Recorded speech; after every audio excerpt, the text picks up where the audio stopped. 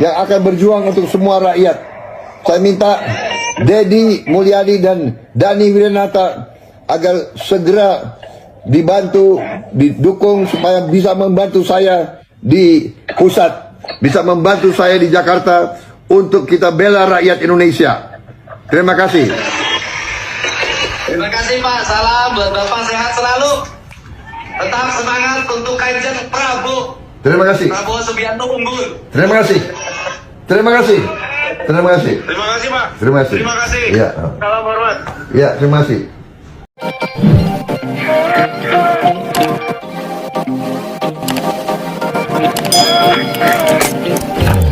Dadan Hindayana kini hanya bisa tertunduk saat digiring ke mobil tahanan. Bersama dua mantan wakilnya, Sony Sanjaya dan Lodwig Pusung, mantan Kepala Badan Gizi Nasional itu ditetapkan sebagai tersangka dugaan korupsi tata kelola makan bergizi gratis atau MBG. Dadan CS memiliki Yayasan Satuan Pelayanan Pemenuhan Gizi atau SPPG untuk mengelola dapur program MBG. Yayasan-yayasan yang dipilih atas atensi Dadan dan dua tersangka lainnya itu mendapat insentif miliaran rupiah per harinya. Sebelum kasus dugaan korupsi ini terkuak, Dadan kerap mencuri perhatian publik dengan sejumlah pernyataan kontroversialnya terkait program MBG. 26 Mei 2025, Dadan sempat memantik emosi publik mengenai konsumsi susu hingga 2 liter setiap hari yang diklaim dapat membuat kedua anaknya tumbuh tinggi. Pernyataan Dadan yang tak kalah kontroversial adalah saat mengusulkan serangga dan ulat sagu sebagai alternatif sumber protein dalam menu MBG.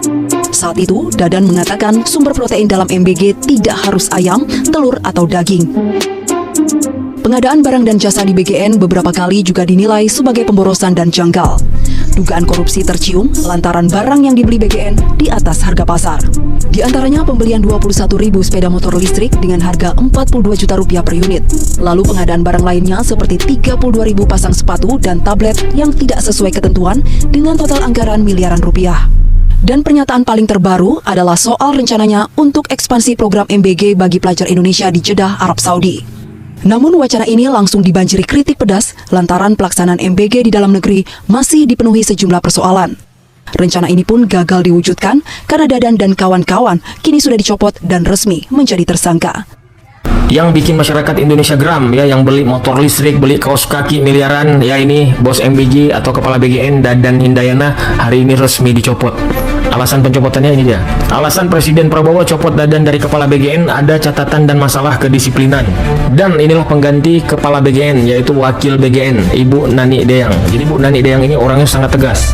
Ibu ini gak segan-segan menutup dapur MBG yang melanggar dan tak peduli meskipun milik jenderal sekalipun. Jadi ini luar biasa nih penggantinya. Namun menurut keyakinan kami, hal inilah yang mengakibatkan dia dicopot. Kalian bayangkan ya, di negara sendiri belum becus ngurus MBG, dia mau buka di Arab Saudi, anggarannya 132 juta sehari. Kalian bayangkan, apa nggak marah Presiden? Dadan ada aja gebrakannya. Ya, kita berharaplah semoga dengan penggantian si Dadan ini, Bu Nani bisa tegas. Dapur-dapur MBG yang melanggar tutup aja Bu. Ya, makanan-makanan yang nggak layak dikasih ke anak kita, tolong Bu ditindak tegas pengelola dapur MBG. Terima kasih, semoga bermanfaat. Salam. Ada wakil kepala BGN yang kerjanya keliling-keliling inspeksi dapur yang nggak benar. Ya, Bu Nani, ya. Bu Nani, lu tahu kan? Pokoknya dapur nggak benar langsung dia suspend. Dapur nggak benar langsung dikomentari macam-macam, diceramain ini macam-macam. Itu bagian dari perbaikan, tapi dikomunikasikan, maksudnya di-upload.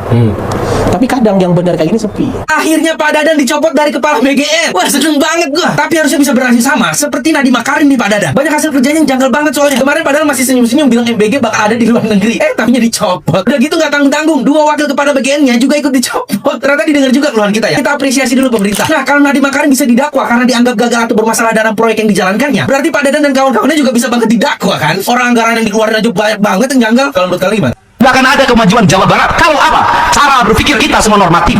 Gubernur berpikirnya bagaimana terpilih lagi? Tidak akan bisa. ASN berpikirnya tukin tidak boleh berkurang. DPR berpikirnya pokir tidak boleh berkurang. Semua orang berpikir normatif. Jabatan, kekuasaan, semua cari aman. Indonesia tidak akan merdeka kalau Bung Karno tidak cari aman. Indonesia tidak akan lahir tokoh-tokoh besar kalau semua orang cari aman. Kalau semua cari aman, berpikir hanya karir dan masa depan, saya tidak meyakini kita akan maju. Kenapa? Kita masuk pada wilayah normatif. Yang penting APBD-nya WTP. Persoalan ke WTP isinya apa? Lain belakang. Yang penting pertanggungjawabannya diterima, output dan outcome-nya. Yang penting pegawai negeri kelihatan oleh pimpinannya. Maka negeri ini tidak akan sampai puncak kemajuan. Kenapa? Tidak ada orang yang melakukan dialektika pengabdian sebagai abdi negara, sebagai bayangkari negara secara total pada negara kesatuan Republik Indonesia, pada Provinsi Jawa Barat, tidak akan pernah tercapai. Kenapa? Kita hanya akan melakukan pekerjaan yang itu juga. Silahkan dicek perjalanan pemerintah 40 tahun ke belakang, provinsi 40 tahun ke belakang, regulasi pemerintahnya itu juga. Kenapa? Tidak ada pembangunan yang visioner, berumur panjang, membuat dialektika kebangsaan kemanusiaan dan menjadi satu sendi nilai yang melahirkan manusia unggul atau mau. Tidak ada. Dan kita akan terus tertinggal. Caranya bagaimana? Perubahan mental, perubahan filosofi, perubahan ideologi kebangsaan, ideologi kejawabaratan itu menjadi satu kesatuan. Sehingga ketika saya sangat mencintai Siliwangi, ketika saya ada mencintai Pajajaran, mencintai Sunda sebagai dialektika ideologi yang saya miliki, dan seringkali orang mengkafirkan itu, sesungguhnya apa? Ini adalah jalan terang menuju sebuah kemajuan. Kunjungan KDM ke Papua bukan hanya sekedar kunjungan balasan, tetapi ini adalah operasi soft intelligence dalam misi menyelamatkan bangsa dari upaya adu domba antara Papua dengan Indonesia oleh antek-antek George Soros. Salah satu misi yang dibawa oleh KDM ke Papua, kalau dalam strategi komunikasi politik itu ada yang namanya counter stage. Apa itu? Adalah membuat panggung tandingan. Kalau beberapa hari belakangan panggungnya itu dikuasai oleh mereka lewat film dokumenter Pesta Babi, maka ada hadirnya KDM ke Papua itu untuk mengambil alih panggung itu. Kalau sebelumnya dinarasikan orang Papua melawan, Papua diadu domba dengan Indonesia, hadirnya KDM memberikan satu pesan, enggak kok, Papua baik-baik aja dengan negara ini. Itulah salah satu misi yang dibawa. Nah, pertanyaannya, kenapa harus KDM? Kenapa nggak langsung Prabowo yang datang? Ini namanya juga operasi soft intelligence ataupun operasi intelijen ringan.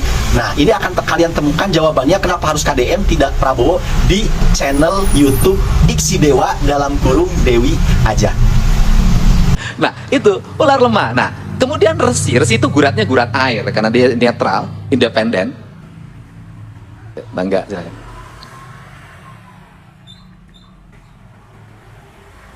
Terima kasih, selamat datang Mas Didit.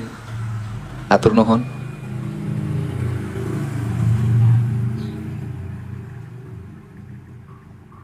Tepuk tangan Mas Didit sebagai seniman akan menyaksikan pagelaran drama kolosal.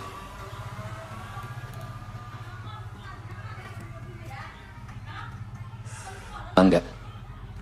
Guratnya adalah gurat lemah. Nah, kemudian ratu. Nah, ini penting. Di Sunda itu tidak dikenal kalimat raja. Dikenalnya ratu. Karena raja itu menggunakan kekuasaan untuk melakukan pengelolaan. Tapi kalau ratu itu menggunakan rasa dan hati untuk melakukan pengelolaan negara. Maka sifatnya lebih pada sifat keibuan, sifat karatuan. Nah, gurat ratu ini dalam Sunda guratnya gurat batu. Karena guratnya gurat batu, maka apa yang dibuatnya itu memiliki nilai visi masa depan. Menulisnya lebih seneng menulis di atas batu. Karena menulis di atas batu, susah menulisnya, perlu waktu, perlu ketangguhan, perlu keyakinan. Tapi akan melahirkan. Maka Pak Prabowo bahwa yang tinggi besar bukan hanya dirinya, tetapi yang tinggi besar adalah seluruh anak-anak Indonesia yang dia harus berkecukupan telurnya, dagingnya, susunya. Gak apa-apa ratusan APBN untuk mereka daripada dinikmati oleh segelintir orang. Cara berpikir kerakyatan yang berbeda. Ini ditakuti oleh bangsa lain. Kenapa ditakuti oleh bangsa lain? Bangsa lain akan takut kalau rakyat Indonesia ke depan gizinya cukup. Bangsa lain akan takut kalau rakyat Indonesia proteinnya cukup. Dan bangsa lain akan takut kalau orang Indonesia ber-IQ tinggi. Kenapa? Karena bangsa kita tidak akan lagi bergantung pada mereka teknologinya, tidak akan pernah bergantung pada mereka teknokrasinya. Kita akan mampu berdiri di kaki kita sendiri karena kita orang kaya. Terima kasih sudah menonton. Jangan lupa like, subscribe, dan tekan tombol lonceng. Bye bye.